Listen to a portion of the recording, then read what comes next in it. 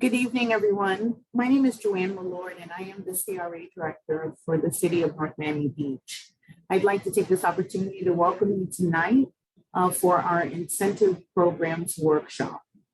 With me, I have Adrian Esteban of RMA Associates. Adrian, would you like to say hello to our viewers? Good evening, everyone. Adrian Esteban with RMA. I'm a senior project manager helping out, and we help out the CRA with incentive programs and other project management initiatives. Thank you. So we're going to go ahead tonight and talk about some of the incentive programs that are available for small businesses located within North Miami Beach, and more specifically within the CRA district. A little bit about the North Miami CRA. It was established back in 2004, and it encompasses 468 acres. Some of the notable projects that we can talk about that the CRA has been able to accomplish has been the streetscape improvements along Hanford Boulevard, which is 164th Street between Northeast 15th Avenue all the way to West Dixie. Also, a sewer line extension helping to put the city onto the sewer system, and incentive programs, participation for the Lazul development. We're going to be talking more about the incentive programs that are provided. This one specifically was a TIF incentive program. We've also been able to install banners along north and south of the canal, which reaches from West Dixie Highway up through 173rd, all the way down through Hanford Boulevard to Northeast 15th Avenue. And these banners highlight some of the attributes of the great city of North Miami Beach. Next, we're going to talk about the boundaries within the CRA. The CRA boundaries are a little bit jagged as they run north and south along Biscayne Boulevard and West Dixie from approximately 175th Street to 154th. East and west, it goes from Northeast 8th Avenue west to Biscayne Boulevard.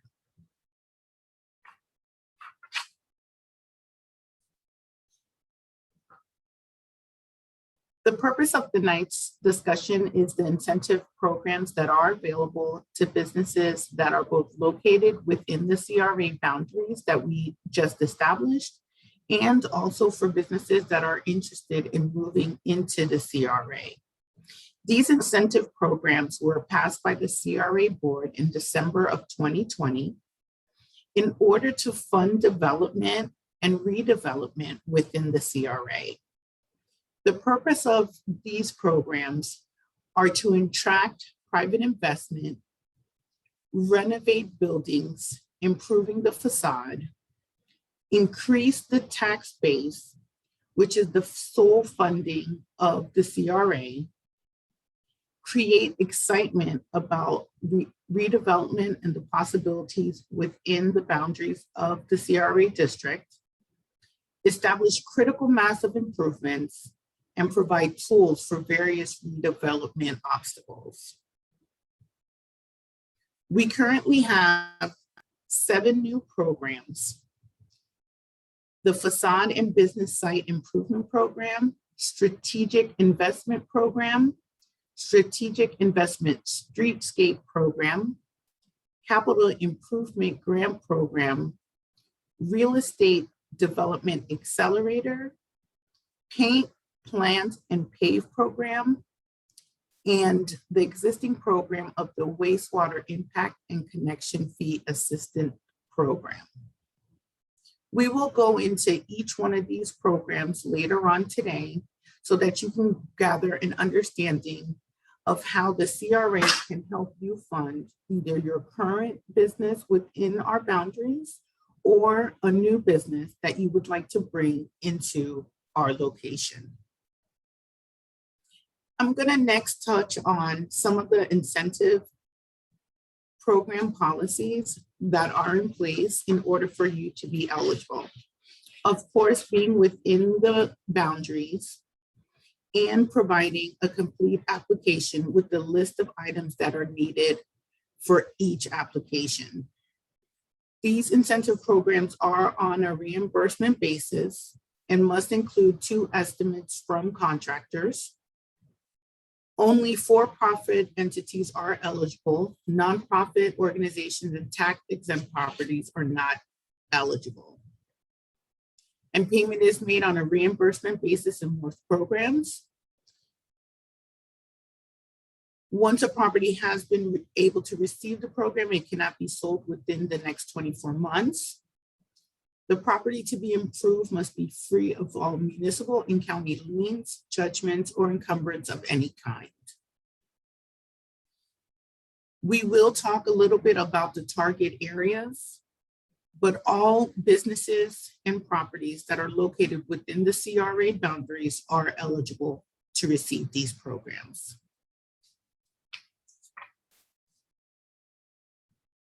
The CRA has been divided into 5 different target areas, which include north of the canal, south of the canal, the industrial district, civic commons, and the 163rd Street corridor.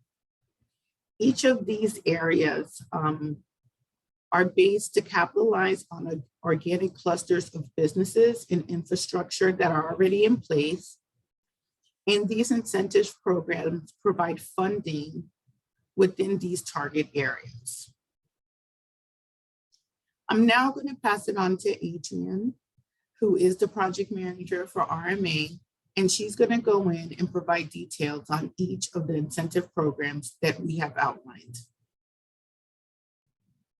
Thanks, Joanne. So the first program we're going to touch on is our Facade and Business Site Improvement Program.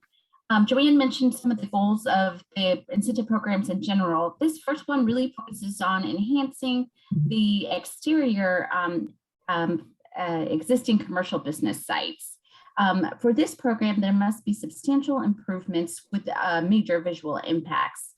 And then eligible expenses include things like windows, doors, paint, design elements, etc. You can see in the example on the right there how it went from a very plain, 1960s facade, and it was updated to have more of a modern look. Those are the types of improvements that the facade program can help fund. So for an example, and for the funding for this particular program, the CRA would provide 80% of project costs up to a maximum contribution of $20,000 per property address. And we do have a cap on the property addresses. But for an example, if the facade improvements are $50,000, then the grant would be 80% of that, which would be $40,000, with the applicant responsible for the remaining 20% or $10,000. So the eligibility for this program is for commercial properties and businesses, i.e. Retail and restaurant within the CRA district. And the application checklist, it does seem rather extensive, but it's typical documents that business owners or property owners have, including a signer application form, or a business plan or executive summary detailing the business and its operations and its principles, really just to get an idea of what's going to occur there. Sketches or renderings of proposed improvements, photographs of the existing conditions.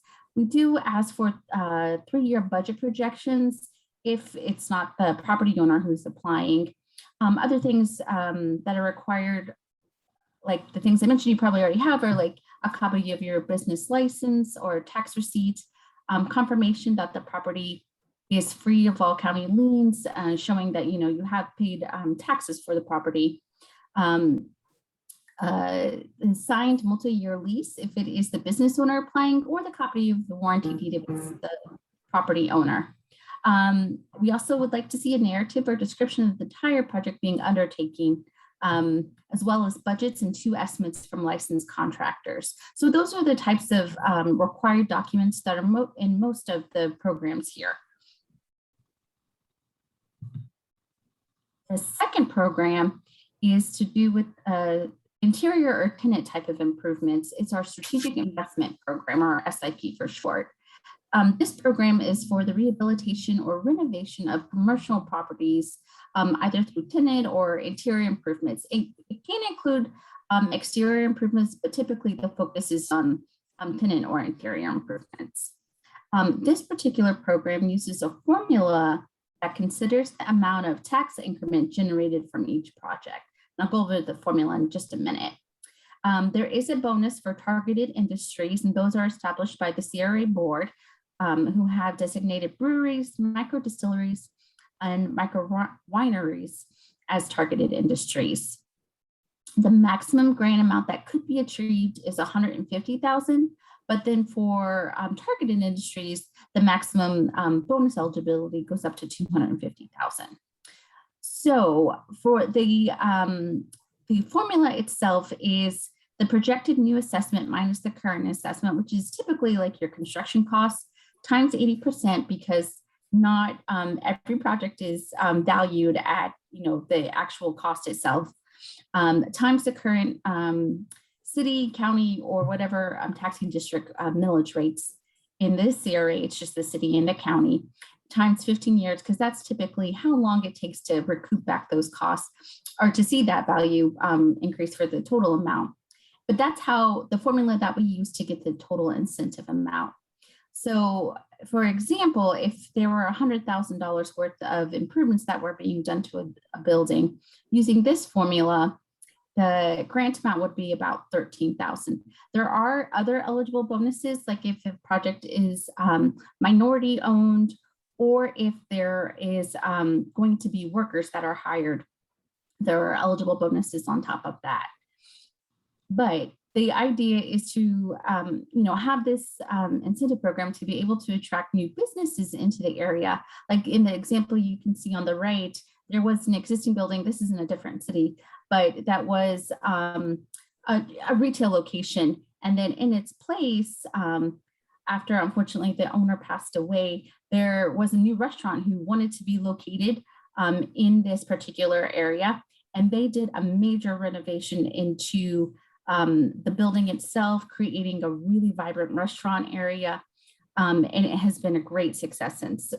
But these are the type of projects that we know it was hard to find, doing this restaurant in there, but because we had this program, they were able to, bring a new business to the area. So the required documents for this program, won't go over all of them because most of them are very similar to what was in the facade program. I will note for this one, though, we also like to see the resume of the developer, if there is one, or of the new business that's coming in. We like to see, their experience as well. And then also having a business plan for the new businesses, pro forma. We like to see what your numbers are look like and how you're being able to fund it with if there's any mortgage on the property, any lease agreements, and then letters of intent if you're getting funding or financial assistance from a lending institution. The next program is our strategic investment streetscape program. So this is the same idea, but it really works in concert with either streetscape improvements that this city or CRA are working on, or if you want to change site and conditions so that it increases pedestrian activity. This would be anything from like going from a parking lot, and instead of it just being a parking lot, you wanted to put a patio area. Those are the type of improvements that this program is looking to fund. So this, like I said, this works in concert with the proposed public infrastructure upgrades. Eligible expenses could include anything from sidewalk and other streetscape improvements or other streetscape elements in a project, like I mentioned, patio area and things of that nature. This program uses a matching grant, and the maximum that could be achieved is $35,000. So for example, if your improvements are $40,000, then the grant would be $20,000 with the applicant providing the other 50%. So the eligibility for this one is development and renovation projects that are less than 5 million, basically anything that's, commercial. The required documents, again, this is that a list of things you need, or things you might already have, plus the documents you would need for yourself in order to make a project happen, like your preliminary schedules and your estimates and things like that. So the fourth program that we have, it's called our Capital Improvement Grant Program.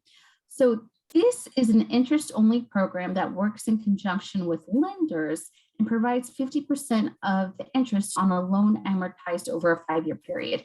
We understand, you might need a loan with a longer amount of time, but for this program, we just look at what the interest would be over a 5-year period. And the maximum loan amount that the incentive would apply against is $350,000. The interest payment amount is intended to reduce the upfront costs of renovations to buildings for people who need to finance those types of renovations. So for example, if the loan amount is $150,000 and the interest rate is 4.5% with a 5-year term, then the total interest is $17,787. So the grant would be 50% of that at $8,893. So that's how that program works. So the required documents from this one aren't as extensive, but it does require application, construction estimates, preliminary designs of the project, detail of the renovation to be performed, and the proof that the property is located within the CRA. And then how this program works is the applicant will have a maximum of 90 days after CRA approval to close the loan with the bank, because we understand that an applicant might want to make sure that they're going to be able to be approved for this program before they enter an agreement with the lending institution. All right, our fifth program deals with these major, typically they're mixed use, bigger developments that are over 5 million. So funds for this program come from the new taxes that are generated by new projects. And I forgot to say the name of it. It's our Real Estate Development Accelerator, or REDA. So the funding is based on development phase costs, and costs covered include land cost markdown, development costs, relocation assistance, demolition, site prep, remediation, infrastructure assistance, and assembly assistance. So also for this program, there is, we also like to, or we need to see a pro forma in financials, because really what this program is trying to do is to fill a gap that's needed to finance these bigger development type deals in the area. So this example was Pompano Station. The total project cost was $102 million. But they determined, based on their projected rents and how many units they could do, there was about a $9 million gap. So the cumulative over 11 years was actually matched that amount. But over 20 years, it was going to be way more than that at 19 million. So for this particular project, there was the REDA program worked out so that it was 9 million over 11 years, and they don't get that all up front. You would get that as the project would come onto the tax rolls, and you would receive a portion every year for an amount of time that's equal to what we find as the gap. But then the economic impact estimated from this project, even though the CRA was giving 9 million, the estimated economic impact was 25 million. So although we're giving back to the project, we see the benefits in the CRA and in the city really generally. So for the required documents for this also includes not only those standard documents being, like project schedules and your renderings and the application, but also, again, the resume and financial information of the developer, being with the business plan, the pro forma, mortgage on property, any lease agreements that you would have, letter of intent from the lending institution, and then the partnership or ownership information with equity positions. Our sixth program, Paint, Plant, and Pave program, this is more geared toward residential improvements that really lead to curb appeal and to, removing any deteriorating conditions in the neighborhoods of the CRA. So this is for residential single family and up to 4-unit multifamily properties. And it's to enhance the aesthetics through curb appeal within the residential neighborhoods. Eligible expenses include painting, landscaping, awning, sidewalks, etc., anything really to enhance that exterior look. And for this program, grant funding is $7,500 to $10,000 for those types of improvements. So eligibility, like I mentioned before, it's for residential single family and up to 4-unit multifamily properties that are in disrepair and then within the neighborhoods in North Miami Beach CRA. So the required documents for this are really just the application and 2 estimates from licensed contractors. The last program, and this is a program that was existing before the previous 6 new programs were even in place. This program is the wastewater and impact and connection fee assistance program, and it really was intended to improve the older properties in the CRA by connecting them to the sewer system. The key objectives for this program are to stimulate employment and increase business and investment within the CRA. The CRA board may reimburse up to 50% of the wastewater impact fees and connection fees, and those are established by the city, the county, and the state government agencies for properties to tie into the wastewater system. So the eligibility criteria are really properties that are privately owned and required to pay real estate taxes. The structures on the properties must be at least 5 years old. Recent construction is not eligible. And the applicant has to demonstrate how the objectives of the program are being met by the proposed improvements. So the only required documents for this program are really just the application. And then part of that is knowing your the fees that are associated.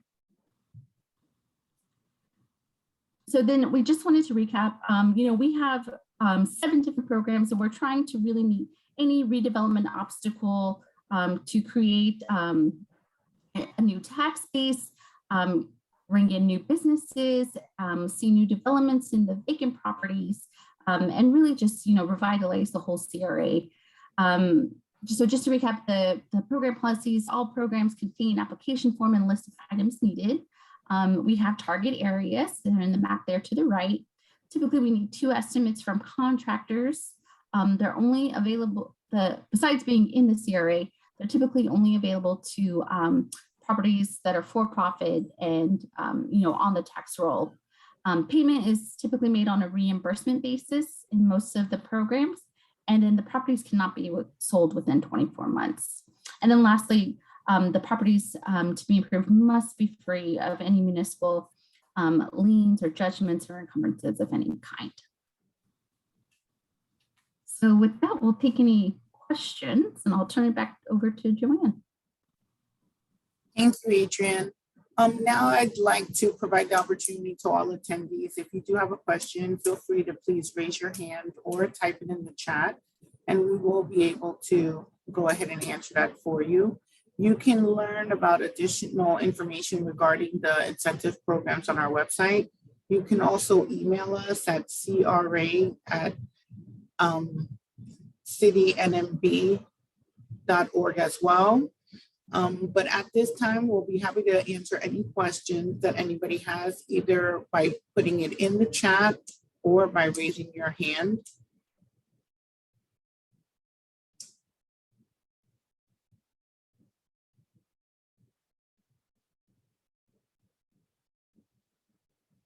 Okay, well, I'm not seeing any questions at this time, but we'd like to thank you for participating in the incentive program and learning more about the incentive programs that are available for businesses within the CRA of North Miami Beach. And those boundaries are roughly from Northeast 8th Avenue to Biscayne, and also north up to 175th Street along West Dixie and Biscayne Boulevard, and going down south to about 154th.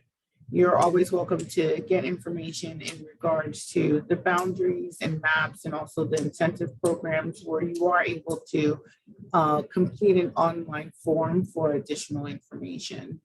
Once again, my name is Joy Malord. I'm the CRA Director for the City of North Miami Beach. I'd like to thank Adrienne Esteban of RMA for including her presentation and all the incentive programs that are available. We hope to hear from you as you are either a small business that's located within the boundaries or in a development that's interested in coming into the area.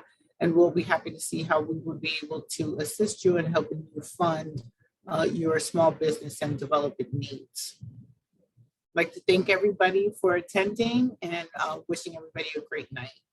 Thank you so much.